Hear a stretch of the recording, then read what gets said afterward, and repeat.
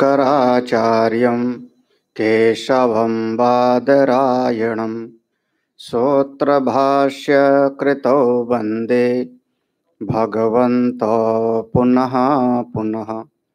ईश्वरो गुरुरात्मेति मूर्तिभेदविभागिने व्योमवद्व्याप्तदेहाय दक्षिणामूर्तये नमः। सदाशिवसमारम्भां शङ्कराचार्यमध्यमाम् अस्मदाचार्यपर्यन्तां वन्दे गुरुपरम्पराम्।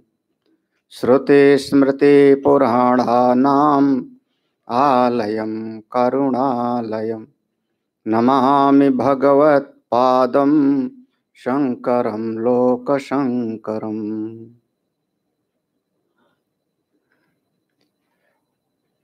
अध्यात्म विद्या केंद्र,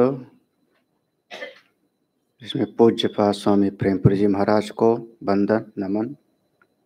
आत्मस्वरूप सभी साधक वृंद, प्रातःकालीन प्रवचन में भरतेरी जी महाराज द्वारा रचित वैराग्य शतकम, और जिसका हम लोगों ने 37वें श्लोक तक 38वें तक हम लोगों ने पढ़ लिया था। 39वें श्लोक से आज है। हाँ, एक बार श्लोक ही पढ़ते हैं शुरुआत में।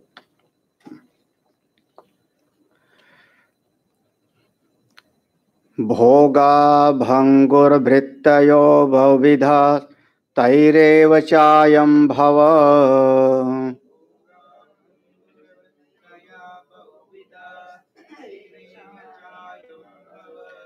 तत्कस्येह कृते परिभ्रमत् रे लोकाकृतं चेष्टति।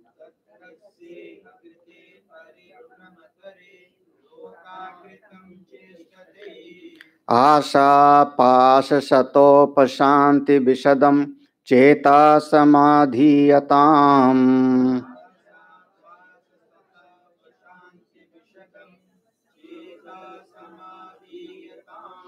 कामोत्पत्तिवशात् स्वधामनि यदा श्रद्धेयस्मद्वचः।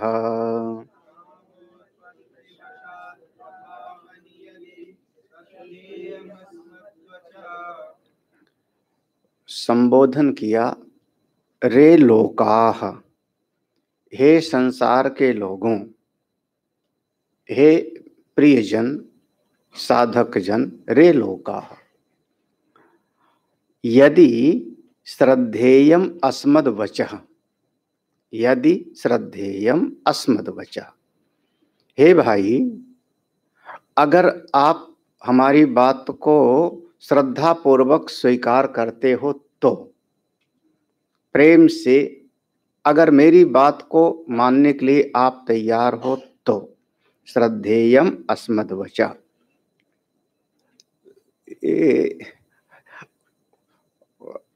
श्रद्धा तो बहुत बड़ी चीज है ना, हमारे समाधि षटक संपत्ति के अंतर्गत आता है।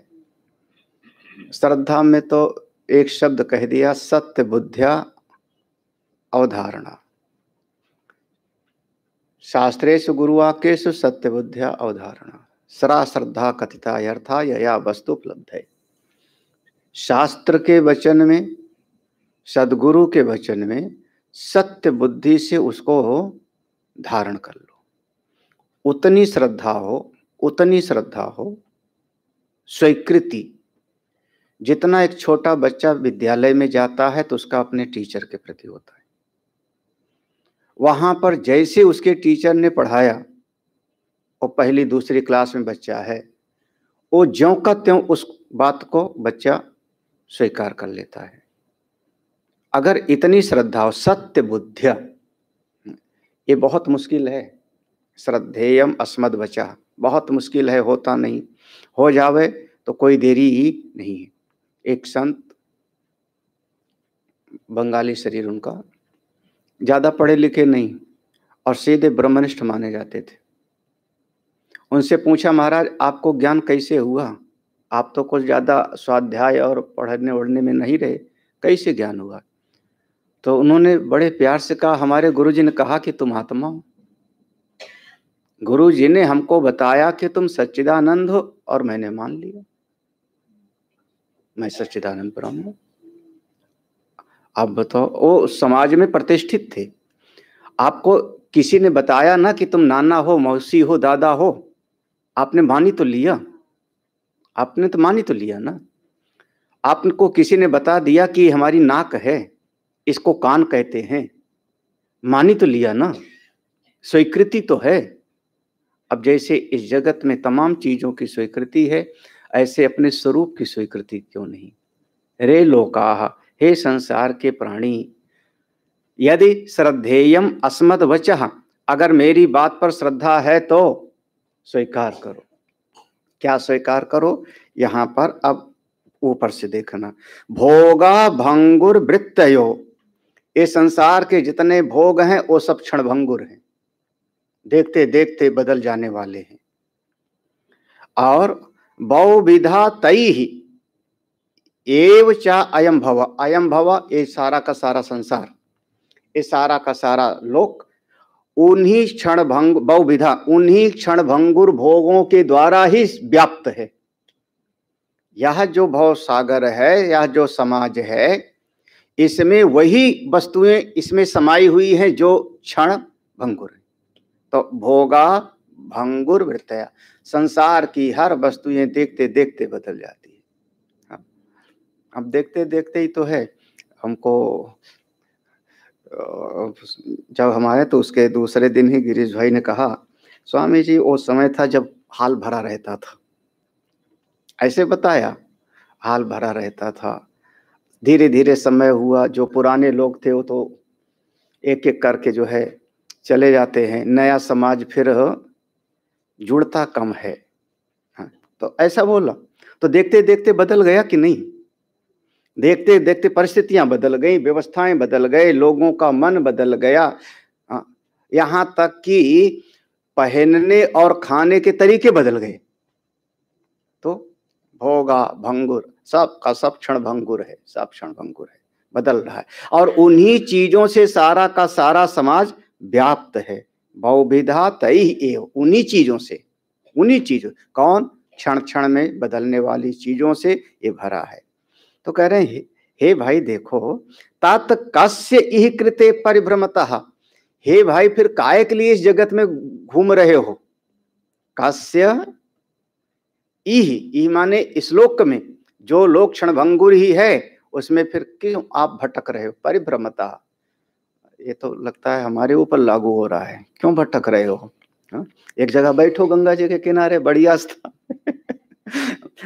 अगर महात्मा, तो फिर भगवान ने वो जो है गीता जी, शाम वाले प्रसंग में गीता जी में है, लोक संग्रह में वापी।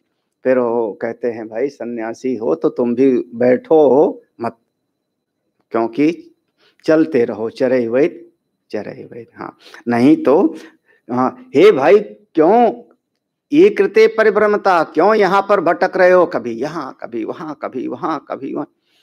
कृतम चेष्टतई, कृतम चेष्टतई, ना जाने क्या क्या कर रहे हो। चेष्टा माने एक तरीके की चेष्टा नहीं होते, कभी चल रहे हो, कभी जो है व्यायाम कर रहे हो, कभी भोजन बना रहे हो, कभी दुकान पे बैठे, कभी नौकरी पे, कभी ट्रेन से, कभी बहुत तरीके की चेष्टाएं इस जगत में आप करते चले जा रहे हो, निरंतर ये करते चले जा रहे हो। और परिणाम में वही वस्तुएं मिल रही हैं जो क्षण क्षण में नष्ट हो रही, वही वस्तु मिल रही जो क्षण क्षण में बदल रही। तो कह रहे हैं एक जीव बंधा हुआ है, कैसे? आशा पास सत उपशांति विशदम, यहाँ तक ऊपर मात्रा है, सत धन उपशांति, सतोप शांति, सतोप शांति होना चाहिए। तो आशा पाश एक बहुत बड़ा बंधन, पास कहते हैं बंधन। हमारे गणेश जी के हाथ में, एक हाथ में होता है ना पाश। हाँ, भगवान शंकर जी का एक नाम है पशुपति। उसमें 8 पास गिनाया गया है, 8 प्रकार के पास मानते हैं। घृणा, लज्जा, भय, शोक, जाति का अभिमान, कुल का अभिमान, ऐसे 8 प्रकार के पास होते हैं। जो 8 पास के स्वामी हैं उनका नाम है पशुपतिनाथ। तो पास माने रस्सी, रस्सी का काम होता है बांध देना, बांध देना। आप बंधे, आशा पास। अच्छा, एक नहीं है, एक आशा होती तो आपकी आशा को पूरा करके छुड़ा लिया जावे। एक आशा हो तो आपके भगवान आशीर्वाद दे दे, जाओ पूरी हो गई, मुक्त हो जाओ। बोले यहां तो सैकड़ों आशाएं हैं और एक आशा पूरी होती है तो 4 नई भी उसमें हैं और बढ़ जाती हैं। आशा पास सत, तो उपशांति विशदम, ये जो तमाम तरह की आशा रूपी पास हैं, इनको अब धीरे धीरे तुम शांत करो। उपशांत, इनको शांत करो। विशदम माने जब शांत करोगे तो आपका विशदम माने चित्त आपका निर्मल हो जाएगा।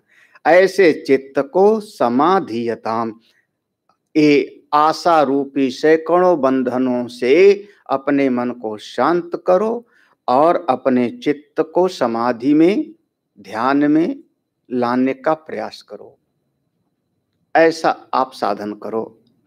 काम, अच्छा पूछा कैसे करूं? अब अपने चित्त को हम समाधि में लाना चाह रहे हैं तो कह रहे हैं जैसे इस चित्त को बाहर भगाया किसने? कोई भगवान ने? हम ही ने ना, हमारी कामना ही है ना, हम ही ने तो, हम ही ने सोचा कि वहां जावे चित्त, वहां जावे ये। तो जैसे जिसने इस चित्त को दौड़ाया है वही इस चित्त को शांत कर ले। कैसे? कहते हैं जहर को जहर मारता है, लोहे को लोहा काटता है। करें काम उत्पत्ति वशात, ये जो चित्त हमारी अनेक अनेक कामनाओं के कारण बाहर दौड़ी थी, अब इसमें एक कामना बनाओ भगवत प्राप्ति की। उस एक कामना जब बना लिया आपने समाधि के लिए, ध्यान के लिए, तो वो एक कामना जाकर के बाहर की सारी कामनाओं को शांत कर देगी। हाँ, यही साधन का यही स्वरूप है। साधन का यही स्वरूप। सीधे कहा जावे कि आप सब छोड़ दो, बहुत मुश्किल है। उसको एक दिशा दी जाती है, रास्ता बदला जाता है। हाँ, मन में ये वर्णन है, कामना है, बोले कोई बात नहीं, भगवान की कामना करो। क्रोध आया, क्रोध आता है, हम सीधे कह दें कि क्रोध को त्याग दो, ये तो सभी संत लोग कहते हैं, जब सुनेंगे तभी कहते हैं, जाता होता कहां? बोले क्रोध भी करना है तो भगवान से करो। गोप्यः कामात् भयात् कंसः, डर लगता है, बोले भगवान से जोड़ दो उस भय को भी। अगर एक एक वृत्ति को आप परमात्मा के साथ जोड़ दोगे तो वही वृत्ति जाकर के आपको साधना के मार्ग पर ले जाएगी। तो कह रहे हैं काम उत्पत्ति वशात, एक काम उत्पत्ति, कामना हमारी जब पैदा होती है तो चित्त बाहर की जगत में गया। अब एक कामना बनाओ, संकल्प करो, नहीं मैं तो भगवान का हूं, मैं तो साधक हूं, मुझको भक्ति के मार्ग में चलना है। इस कामना की उत्पत्ति के कारण वो सैकड़ों आशाएं आपकी शांत हो जाएंगी, बाह्य जगत की सैकड़ों इच्छाएं शांत हो जाएंगी और तब आपका चित्त अपने स्वरूप में, समाधि में चला जाएगा। हे भाई, ऐसा उपाय करिए। अगर आप हमारी बात को श्रद्धा से मानते हो तो ऐसा आप मान लो। ठीक है, कामनाएं हैं, क्रोध है, लोभ है, मोह है। अरे मोह है तो एक थोड़ा भगवान से मोह कर लो। हाँ, इसमें कोई ऐसा नहीं है। हाँ, वह भगवान से जब उसको जोड़ दोगे तो वह भगवान का मोह, भगवान से बनाया हुआ मोह, संसार के मोह को काट देगा। रामायण में तो ऐसा कह दिया, अभिमान है, आज हमारे सबके भीतर अभिमान है। संतों ने कहा बुरा है, हमने कहा कोई बात नहीं। रामायण कहते हैं अब एक अभिमान कर लो कि मैं भगवान का हूं। अस अभिमान जाई जन मोरे, मैं सेवक रघुपति पति मोरे। अब ये भीतर मेरे दृढ़ भाव है, अस अभिमान, ऐसा मैंने अभिमान कर लिया कि मैं भगवान का सेवक हूं और भगवान मेरे संत। ऐसा अभिमान मेरे भीतर से कभी जावे ना। अभी भक्त की बात है, वही अभिमान जब परमात्मा से जुड़ गया तो आपके लिए साधक हो गया। देखो कोई भी चीज होती है ना, वह स्वरूपतः हम कहें तो वह उसमें न गुण है न दोष है। स्वरूपतः आप कहाँ उसका उपयोग करते हो उसी से वो दोषमय हो जाएगा या गुणमय हो जाएगा। जैसे लोभ है, लोभ है, हम संसार में कहेंगे लोभ बुरा है, संसार में लोभ बुरा है, लेकिन जाप में लोभ, सत्संग का लोभ, हमको थोड़ा और पढ़ना है और जाप करना है, आज मैंने 5 माला किया, कल 9 माला करूंगा, ये भी तो एक लोभ ही है। अब यह लोभ, अब ये लोभ आपके लिए कल्याणकारी है। हम उल्टा कर लेते हैं, साधना में तो हम संतोष ला लेते हैं और संसार में हम लोभ, हाँ, बदल जाता है ना। तो अगर लोभ है तो कौन, हाँ, आशा है, संसार की आशा आपको बांधेगी, घर से, परिवार से, बाल बच्चों से, संसार की आशा आपके लिए बंधनकारी है।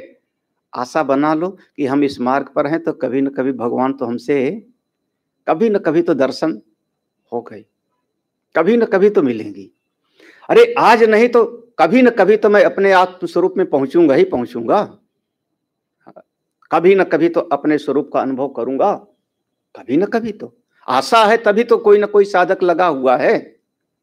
मैं एक ना एक दिन जीवन मुक्ति का आनंद प्राप्त करूंगा, आशा है तभी तो ना। ये जो संत के पास मैं गया हूं, इन संत से हमको ज्ञान की प्राप्ति होगी, ये आशा है तभी तो मैं वहां बैठा हूं। आप घर से चले, घर से चले कोई 10 मिनट आधा घंटा, ये तो आशा है ना कि वहां आश्रम में जाएंगे, प्रेमपुरी आश्रम में, तो वहां पर सत्संग सुनने को हमको मिले, तब तो आप आए। यही आशा जो सत्य गुणी आशा है वो तमोगुणी वाले को जाकर के काट देता है। जैसे आप कह दो कांटे से कांटा निकाला जाता है, वो बाद में भले वो छूट जावे, लेकिन शुरुआत में बनाना चाहिए। तो उसी बात को कह रहे हैं, काम उत्पत्ति वशात, एक संकल्प कर लो मन में, एक कामना पक्का कर लो, मैं परमात्मा को चाहता हूँ, मैं साधक हूँ, मैं आत्मज्ञान चाहता हूँ, मोक्ष चाहता हूँ, और ये आपकी समस्त आशाओं को काट करके आपके चित्त को समाधान में, समाधि में ले जावे। हे भाई, अगर मेरी बात आप श्रद्धा से मानते हो तो आप स्वीकार करो। और इस दशक का अंतिम श्लोक है, ये 40वां श्लोक। ये एक तरीके से तैत्तिरीय उपनिषद में भी और बृहदारण्यक उपनिषद में भी एक प्रसंग आता है जिसमें है कि ब्रह्मानंद मीमांसा, वो अपने स्वरूप का आनंद कैसा है, अपने स्वरूप का आनंद कैसा है, तो वहां पर वर्णन किया जाएगा सारी पृथ्वी, जितनी सारी पृथ्वी है वो सब एक आदमी को दे दिया जावे, धन संपत्ति के साथ।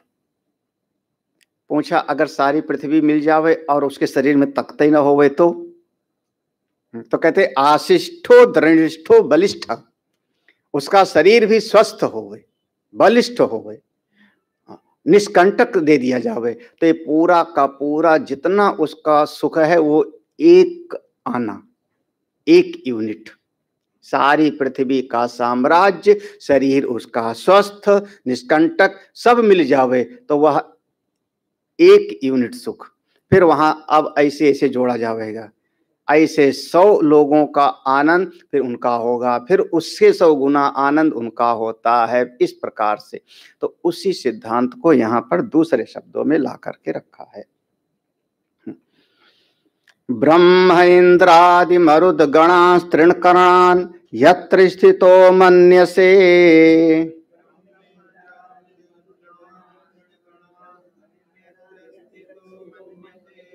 यत्स्वादात् बिरसा भवति विभवान् त्रैलोक्य राज्यादयः।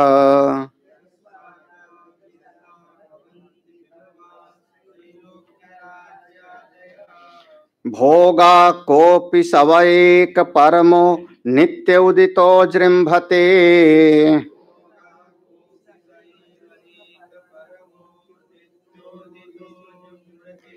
भो साधो क्षण भंगुरे तदितरे भोगेरतिम्मा कृथाः।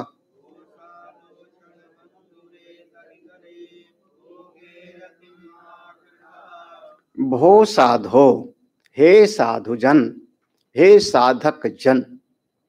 ये बहुत प्रसिद्ध शब्द हुआ, कबीर साहब ने इस पर बहुत जोर दिया। कहत कबीर सुनो भाई साधो, ऐसे कहते थे ना, कहत कबीर सुनो भाई साधो। तो वहां पर जो कबीर साहब की कबीर वाणियां हैं, उनका मुख्य ग्रंथ है बीजक। बीजक मुख्य ग्रंथ है। और एक बहुत विद्वान थे उनके मत में, जिनका नाम था अभिलाष दास। अब नहीं है, शरीर शायद पूरा हो गया। प्रयाग में रहते थे, कबीर पंथ के बहुत अच्छे विद्वान। तो उन्होंने उस पर जो है टीका लिखी, तो कई कई अर्थ किया। तो उन्होंने जो ये कहा ना, कहत कबीर सुनो भाई साधो, तो वहां पर एक अर्थ किया कि ये नहीं कहा जा रहा है कि हे साधु तुम सुनो, ऐसा नहीं किया उन्होंने कि हे साधु तुम सुनो, ऐसा नहीं, बल्कि कह रहे हैं अपने मन को साधो, अपने मन को साधो। हमारा मन जो आज मनमर्जी से चलता रहता है, दौड़ता रहता है, इस मन को साध लो। भो साधो, हे साधो सुनो, अपने आत्म स्वरूप का सुख कैसा है। हाँ हाँ, यत्र स्थितो मन्यते, अपने आत्म स्वरूप का सुख कैसा है। करें ब्रह्मा इंद्र आदि मारुत गणान तृणकणान, अपने आत्म स्वरूप का जो सुख है उसका एक एक कणिका ये ब्रह्मा चाहते हैं। यानी ब्रह्मा भी अपने स्वरूप का सुख चाहते हैं। अब देखो, एक बूंद है और समुद्र है, तो क्वांटिटी की दृष्टि से तो भेद है ना। बूंद बूंद है और समुद्र समुद्र है। मात्रा तो दोनों की अलग अलग है, लेकिन तत्व की दृष्टि से दोनों एक है, तत्व की दृष्टि से। तो ऐसे ही अपने स्वरूप का सुख ब्रह्मा भी चाहते हैं। ब्रह्मा इंद्र आदि, अरे जितने भी देवता, इंद्र आदि माने, अब आदि माने और देवता भी, वहां पर पवन देवता, अग्नि देवता, कुबेर देवता, जितने भी हैं वो सारे देवता भी, मारुद गणान, ये 49 माने जाते हैं ना। हाँ, चलो मरुत 49 जो है पवन देवता के अलग अलग उनके रूप मान लो। आंधी चलती है, गोल गोल हवा चलती है ना, ऐसे तरह तरह से, तो अनेक प्रकार से। तो ये 49 मरुत गण, ये सब के सब तृणकणान, तृणकणान माने उस अवस्था के एक तृण के बराबर भी नहीं है। वह जो अपना ब्रह्मानंद स्वरूप है, एक भीतर एक शांति, उसकी कोई तुलना नहीं है। हाँ, कभी आप किसी से तुलना नहीं कर सकते। जो भीतर का एक जरा सा, अब एक शब्द कहें, आपको विषयों का सुख चाहिए या बिना विषय वाला सुख चाहिए? हाँ, तो फिर सब छोड़ो, चलो उसमें कहेगा। अगर वही चाहिए तो फिर छोड़ो। भाई संसार में विषय हमको उपलब्ध होता है तो हमारा मन थोड़ा सुखी होता है, यही ना। लेकिन मूल रूप से अगर हम कहें विषयों से ही सुख मिलता है, तो सुषुप्ति में तो कोई भी विषय है नहीं। सुषुप्ति में तो एक भी विषय नहीं है, गहरी नींद में। और फिर भी हम वहां पर रोज रोज जाना चाहते हैं। अगर एक दिन ठीक से नींद ना आवे तो हम टेबलेट खा लेंगे। हाँ, क्यों? क्योंकि हमको जहां पर कोई विषय नहीं है वो वाला सुख हमको जरूर चाहिए। अगर विषय वाला ही सुख चाहिए होता तो सुषुप्ति में हम क्यों जाना चाहते? क्योंकि सुषुप्ति में कोई भी विषय नहीं, इतना तो है ना। तो हमारे भीतर जो मूल रूप से चाह है वो निर्विशेष वाला सुख चाहिए। और वह जो निर्विशेष वाला सुख है, उसके मुकाबले ब्रह्मा के लोक में भी कोई विशेष का सुख है। इंद्र के लोक में उनके सिंहासन आदि का सुख होगा। सारा लोक परलोक जितना सुख मिलता है वो सब एक एक विशेषता के कारण है। और अपने स्वरूप का सुख वो तो कोई विशेषता है ही नहीं। हम बहुत नाम सुने थे बंबई में, कि बंबई में एक जगह है जहां झूलता हुआ बगीचा है। हाँ। तो हम सोचते थे कि शायद कुछ लटकता होगा। तो अभी जब यहाँ पर आए तो लगा कि बिल्कुल पास में है। तो एक दिन मैं गया तो वो तो एक बगीचा है, ऊंचे पर है बस, और क्या, टीले पर है, इतने तो है ना। झूलता हुआ कहाँ, झूलता कहाँ है? हाँ? हाँ वही तो ना, बस इतना ही तो। सारा बगीचा जमीन पर है, वो नीचे अलग है, वो टेकड़ी पर है। आप इधर चले जाओ, ऊपर चढ़े जाओ, चलो जाओ। हाँ तो अब लेकिन वहां पर जाकर के हमको मान लो कोई भले कहे, उतना कोई ये नहीं लगा कि कोई बहुत बड़ी चीज देख ली है ना। सुन सुना कर लगता था कि हाँ ऐसी चीज। तो वो क्या हुआ, विषय का सुख हुआ, यही ना, विषय का सुख। मन में सुना था कि एक ऐसी अमुक चीज है, वो चीज देखा, आपको जरा सा देर अच्छा लगा और उसके बाद वह सब किनारे हो गए। विषय का सुख टिकता नहीं, क्षणिक होता है। और अपने स्वरूप का सुख, हाँ। अच्छा कितनी देर सोना चाहते हैं? हाँ, 1 घंटा, 2 घंटा, 3 घंटा, 4 घंटा। और ये सोने में तो जितना देर तक हमको गहरी नींद आ जावे उतना ही अच्छा। हाँ, उतना ही अच्छा, जितनी देर तक गहरी नींद। और किसी भी को भी नींद से जगाना चाहो, बच्चे को भी, तो उसको अच्छा तो बिल्कुल नहीं, है ना, नहीं लगता। क्यों? वो अपने स्वरूप का सुख है। आप उसके लिए इस पर बहुत विचार किया गया कि सुषुप्ति में किसका सुख होता है। सता सौम्य तदा संपन्नो भवति। सुषुप्ति कहाँ है? वो ज्ञान की अवस्था है कि अज्ञान की अवस्था है? सुषुप्ति में अविद्या रहती है कि नहीं रहती? और ज्ञानी महापुरुष जिनकी अविद्या नष्ट हो गई, ज्ञानी जो अविद्या तो नष्ट हो गई, तो अविद्या के कार्य भी नष्ट हो गए, यही ना। फिर ज्ञानी जब सोता है तो कहाँ जाता है? अगर आप कह दो कि अविद्या में गया तो फिर आपको अज्ञानी मानना पड़ेगा। जैसे हम लोग क्या कहते हैं कि सुषुप्ति में अज्ञान रहता है, यही ना, और वहां से फिर स्वप्न और जागृत बनता है। अब इस मांडूक में जाके खुलेगा। तो सुषुप्ति में अज्ञान की स्थिति को मानते हैं हम लोग, है ना, मानते हो।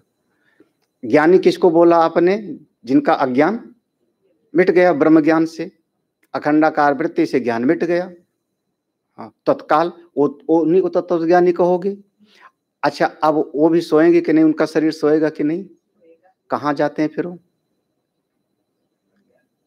फिर सुषुप्ति में अज्ञान में माना, बोला अज्ञान में कि गए गड़बड़, फिर उनको ज्ञानी कैसे कहोगे? क्योंकि अज्ञान तो उनका मिट गया है। तो सुषुप्ति में जो ज्ञानी महापुरुष जब सोते हैं तो कहाँ होते हैं? हाँ, स्वरूप में। तो फिर से उनको वही दिखाई पड़ता है, मेरी पोथी कहाँ गई, चश्मा कहाँ गया, गिलास कहाँ गया, ये सारा का सारा संसार तो फिर से दिखाई पड़ने लगता है ना ज्ञानी को भी। कहाँ से आया? वो बहुत विवादित है। हाँ, उसमें बहुत जो है मथना पड़ता है। तो अपने स्वरूप का सुख ऐसा है, बहुत अच्छा। ये सुषुप्ति उसका एक समझ लो लक्षण है। कोई आदमी धूप में बहुत तप रहा हो, शरीर उसका गर्मी से तिलमिला रहा है, और किसी कमरे के पास पहुंच जाओ, उसके कमरे में एसी चल रहा है, ठंडा है कमरा, जरा सा दरवाजा खुला होवे और दरवाजे के पास खड़ा हो जावे तो उसका शरीर भी थोड़ा सा शीतलता तो महसूस करेगा ना, कि नहीं? अंदर गया नहीं लेकिन फिर भी उसके शरीर को शीतलता महसूस। बिल्कुल, कई संत लोग ऐसे कहते हैं कि जो सुषुप्ति है वो अपने स्वरूप के बहुत नजदीक होती है, ड्योढ़ी पर होती है, इसलिए वहां पर आनंद मिलता है, सुख मिलता है। खैर, तो एक लाइन हम ब्रह्मा इंद्र मरुदगण ये सब के सब उस अवस्था को चाहते हैं।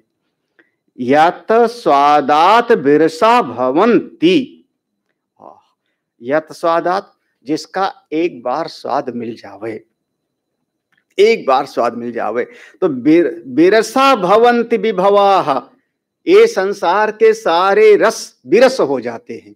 कौन? त्रैलोक्य राज्य आदया, इस लोक क्या परलोक और तीनों लोक स्वर्ग आदि भी।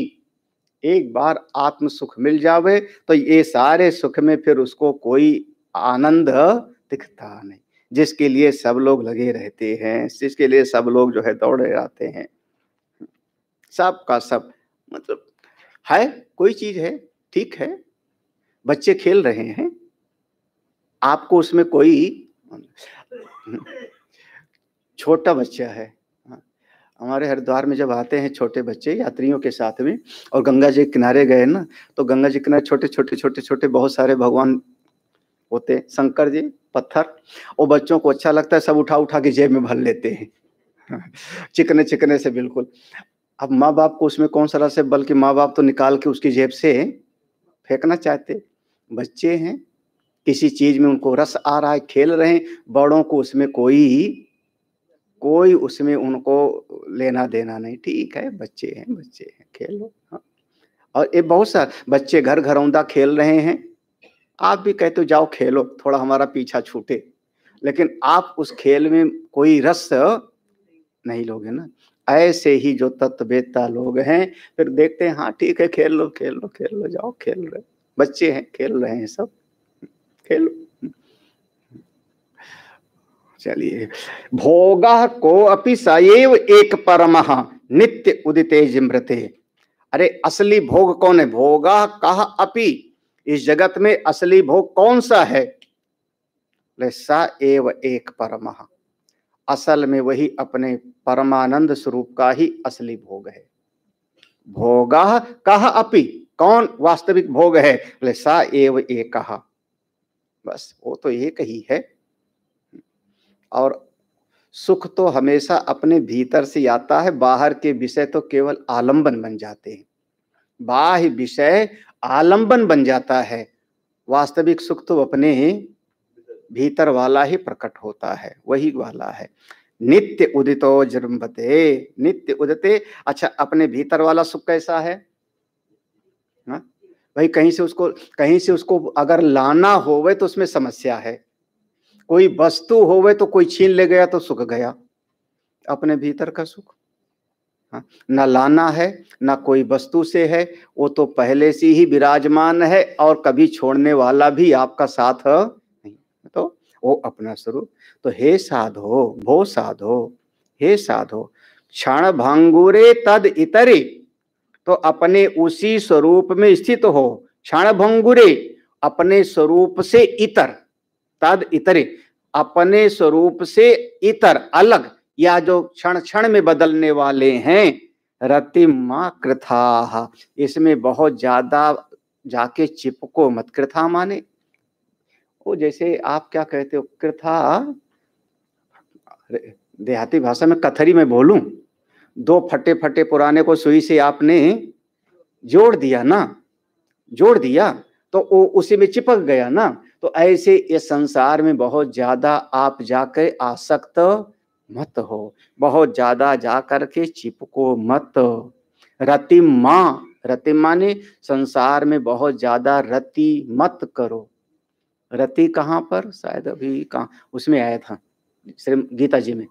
हाँ, जो आत्मरति वाला है, आत्म तृप्त है और आत्म संतुष्ट है, वही तत्ववेत्ता है ना।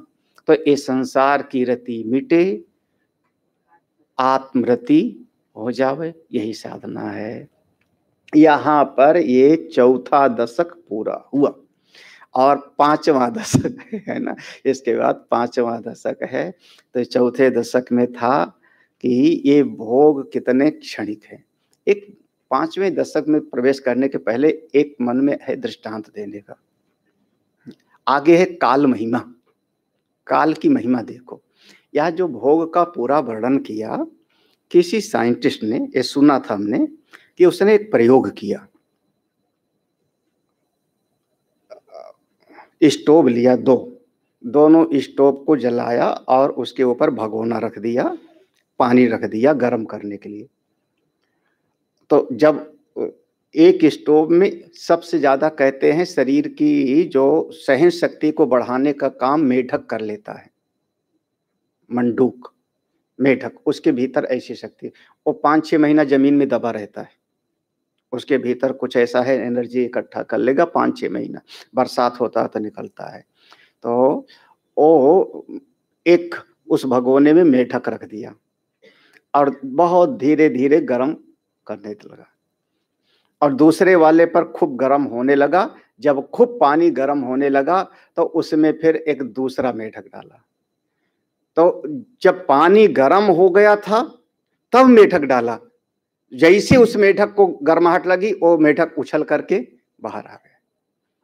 और ये जिसमें पहले भगोने में मेढक को रख दिया, भगोने को फिर स्टोव पे रखा और धीरे-धीरे गरम किया, वो फिर मेढक अपने शरीर की सहन शक्ति को बढ़ाता गया, क्योंकि उसमें ऐसा सामर्थ्य है।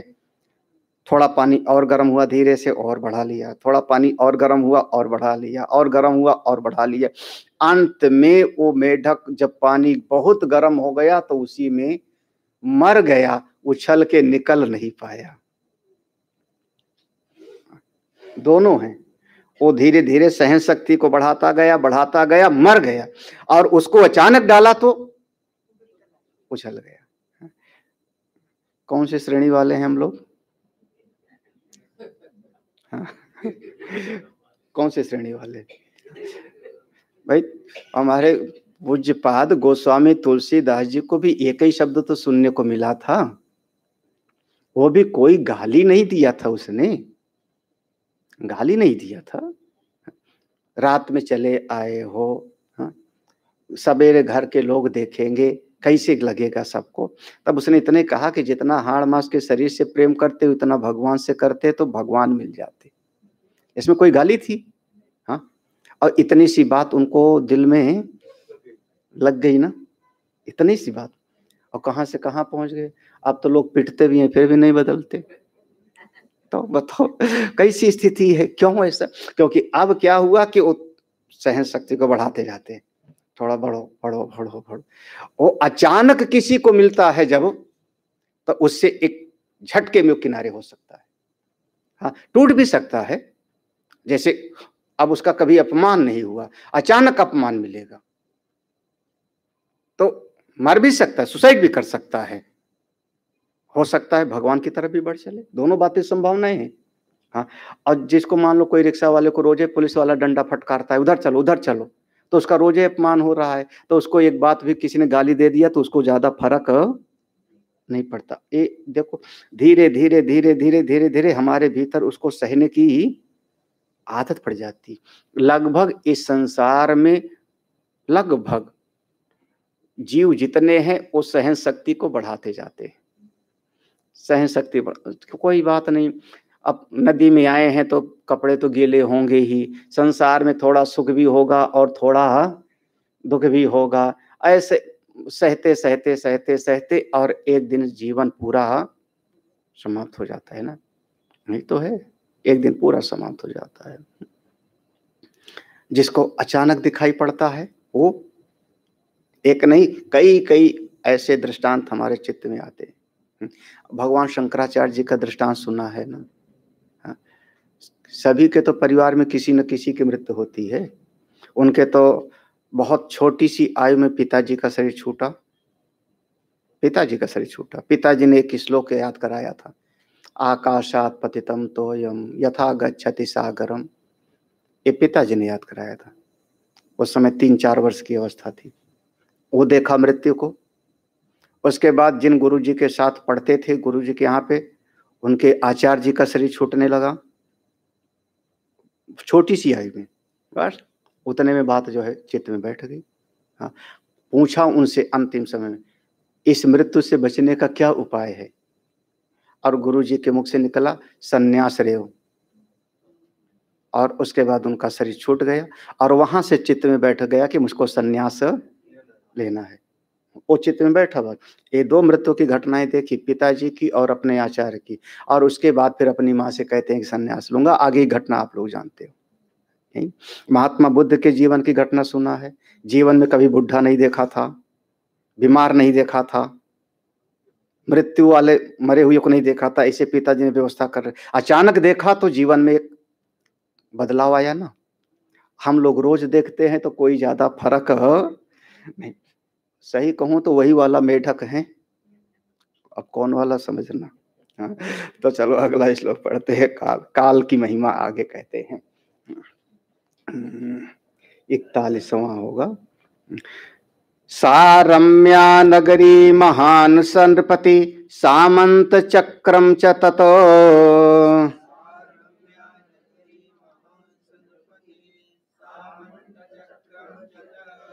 पार्श्वे तस्य च सा विदग्ध परिषत् ताश्च चंद्रबिंबाननाः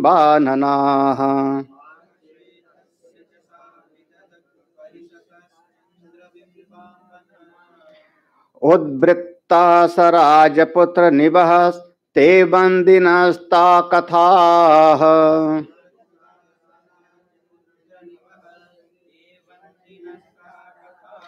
सर्वं यस्य वसाद् गात स्मृतिपथं कालाय तस्मै नमः।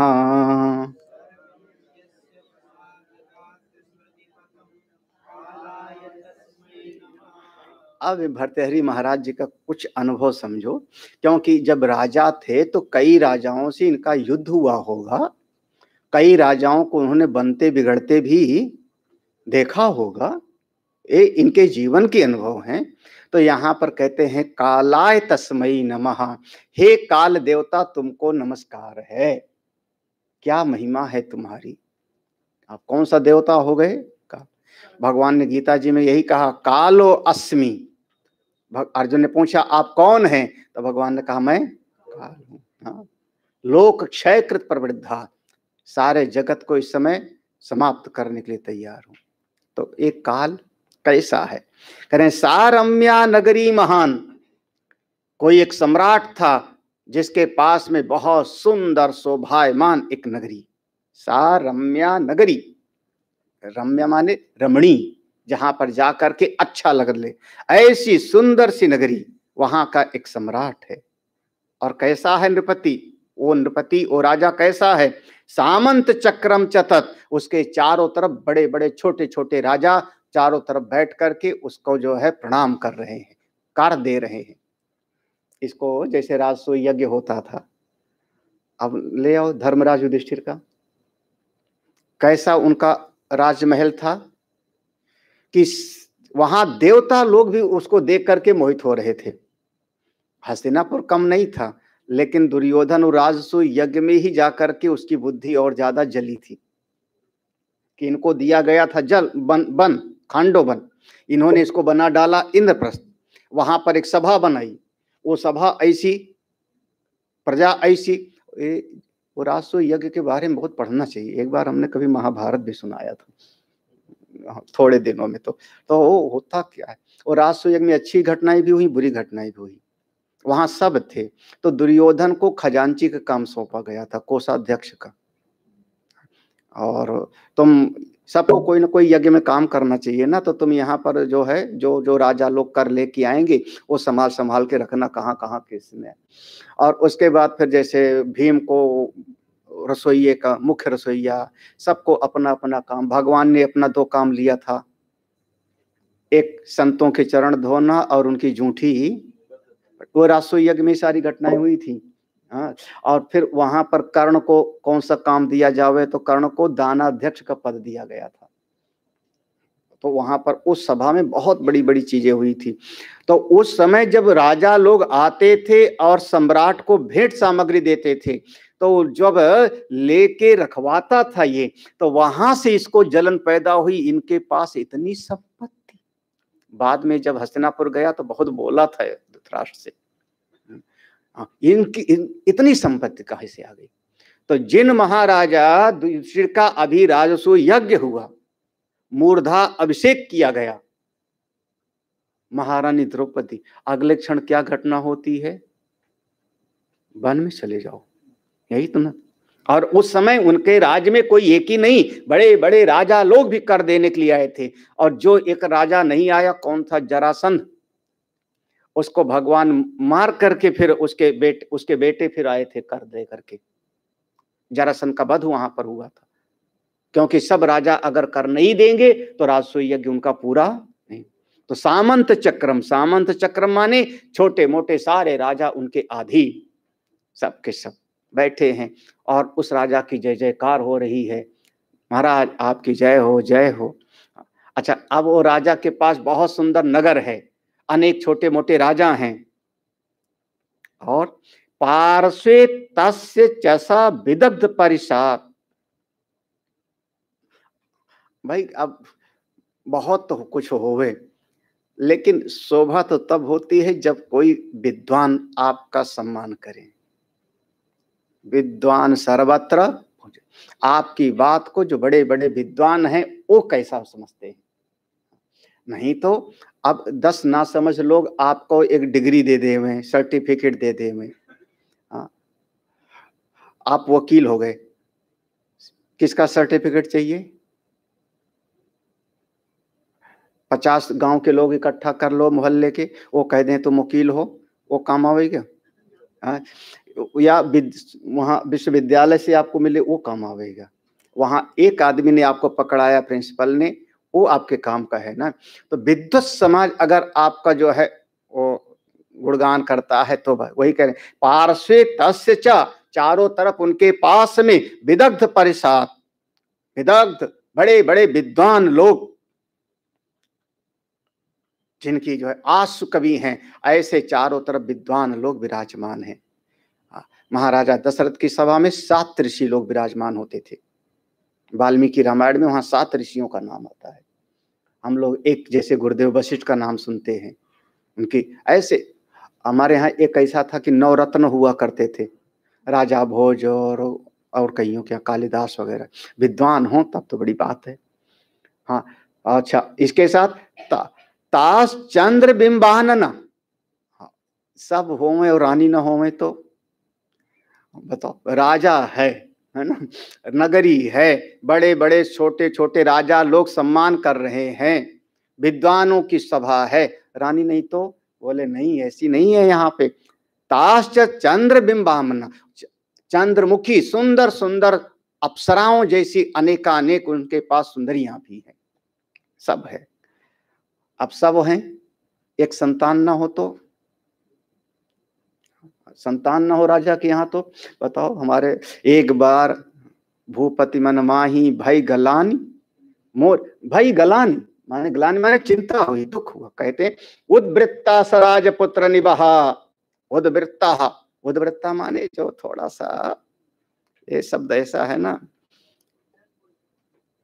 हाँ उद्वृत्ता माने जो है किसी की सुने ना, हाँ, हाँ, उदंड कह लो। हाँ, घर में बच्चे ऐसे बलवान हैं, उद्वृत्ता स राजपुत्र, जो राजपुत्र हैं, पुत्र हैं, बलवान हैं, सुंदर हैं, सब हैं, और भाई किसी की सुनते भी नहीं। और अगर ऐसे हो तो परिवार में बड़े लोग खुश होते हैं, मेरा बच्चा बहुत भले जो है।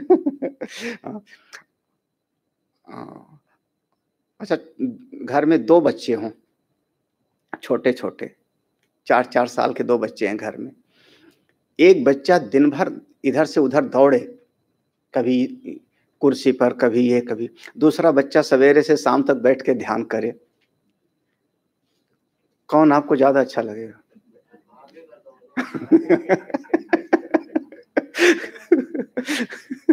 कैसा जीवन। उद्वृत्ता स राजपुत्र निबहा, ऐसे राजपुत्र हैं जो बिल्कुल सुनछंद है। बंदिनास्ता कथा, बंदिना जो चारण भाट लोग हैं, गायन करने वाले स्तुति लोग, वो राजा की स्तुति गा रहे हैं। लेकिन इतना सारा वैभव होते हुए भी सर्वम यस्य वशात, सब किसी एक के वश में सब के सब चले गए। कहां पर? स्मृति पथम, आज सब केवल याद मात्र रह गए। अब ना वो राजा दिख रहे हैं, ना वो उनका वैभव दिख रहा है, ना वो रानी, ना पुत्र, सब का सब काल के गाल में चले गए। सबको काल ने अपने भीतर समा लिया। हे उस काल देवता जो बड़ों बड़ों को आपने समा लिया, आप ही को मेरा नमस्कार है। कैसी कैसी सृष्टि बदलती, कैसे कैसे लोग थे, चले गए, सब चले गए। स्मृति पथम, केवल स्मृति में रह गए, याद नाम बस। और हमको नहीं लगता कि अगर किसी से मैं पूछूं, सही कह रहा हूं, कोई बहुत जिसका जीके बड़ा अच्छा होगा वही, नहीं तो किसी से भी आप पूछो, हमारे देश के जितने प्रधानमंत्री हुए सबका क्रम से कोई नाम बता सकता है? याद है? जिस समय प्रधानमंत्री के पद पे कोई रहता होगा, क्या उसका जो है सारा अखबार सब कुछ क्रम से नाम भी याद है सबको? किसी किसी को अगर याद होगा तो मैं कह रहा हूं उसका जीके बहुत बढ़िया है, हमको नहीं याद है। हाँ, हाँ, हाँ। जितने राष्ट्रपति हुए सबका नाम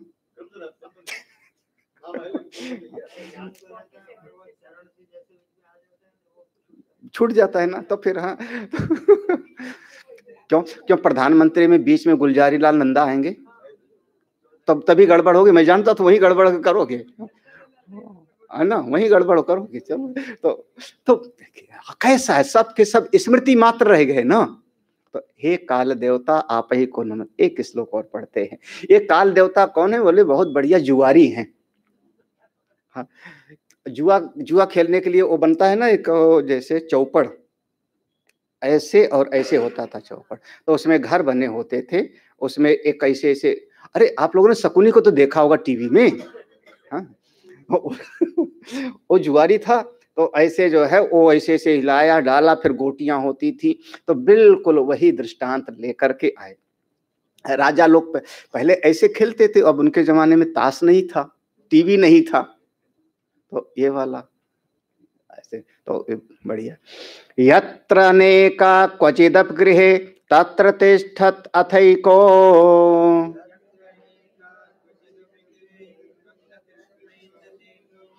यत्राप्य एकस्तदनु बहवः तत्र नैकोऽपि चान्ते।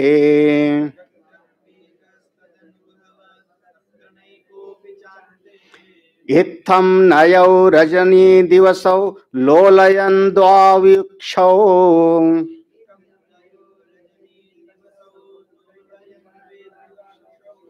कालः कल्यो भुवन फलके क्रीडति प्राणिसारैः।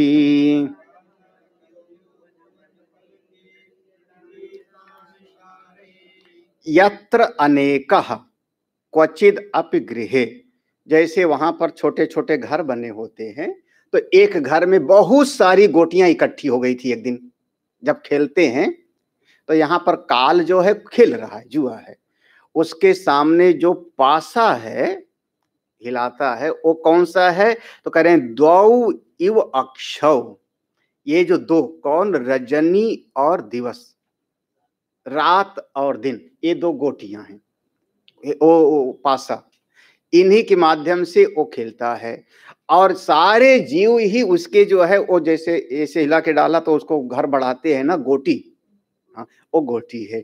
तो कभी तो एक घर में, यत्र अनेकः, एक ही घर में अनेक गोटियां इकट्ठी हो गई क्वचित, और अचानक देखते देखते तत्र तिष्ठति अथ एकः, उस घर में एक ही रह गई। हाँ, उसमें से सब मतलब चलते चलते चले गए। फिर यत्र अपि एकः, जिस घर में एक ही थी, तदनुभव हुआ, थोड़ी देर के बाद में फिर वहां ढेर सारी इकट्ठी हो गई, फिर वहां दो चार इकट्ठी हो गई, और थोड़ी देर के बाद में तत्र ना एकोपि चान्ते, अंत में एक भी न रही, खेल खत्म। खेल खत्म, वो सब समेटा और चल पड़ा। बिल्कुल इत्थम नयौ, इस प्रकार से रजनी दिवसो, रात्रि और दिन के मध्य, लोलयन हिला करके, द्वौ इव अक्षौ, द्वौ इव अक्षौ माने उपासा, दोनों दो पासों से हिला करके, कालः कल्यो, ये काल देवता कलना कर रहे हैं, खेल रहे हैं। कहां पर? चौपड़ कहाँ है? बोले भुवन फल के, ये सारा हमारा ये विश्व ही उनका और फलक चौपड़ है, इसी के ऊपर घर बने हैं। वह क्रीडति प्राणी सारई, सारई माने गोटी, ये सारे जीवों के माध्यम से वह खेलता रहता है। कभी 4 को मिला दिया, फिर वहां 2 ही रह गए, फिर वहां 5 इकट्ठे हो गए और अंत में सब का सब चले गए। कौन खेल रहा है? ये काल देवता। हे काल देवता, मैं तुमको ही नमस्कार कर रहा हूँ, है ना। बात तो बिल्कुल बिल्कुल सही लगती है ना। आप कहीं पर सड़क पर भी देखो, एक बार इकट्ठे हो गए, फिर वहां से सब चले गए, फिर हो सकता है किसी दिन सड़कें टूट गई। वैसे सब काल ही काल ही बस सब चल रहा है। और ये सृष्टि ऐसे चल रही, इसी में से जग जाओ बस। वही मंत्र याद है, उत्तिष्ठत जागृत प्राप्य वरान निबोधत क्षुरस्य धारा निस्ता दुरत्या दुर्गम पथस्तत कवयो पतंती। निकल जाओ बस, जो निकल जावे सोई बुद्धिमान, सोई समझदार। नहीं तो सारा संसार तो इसी में बस डूब उतरा रहा है। आज यहाँ पर विश्राम देते हो।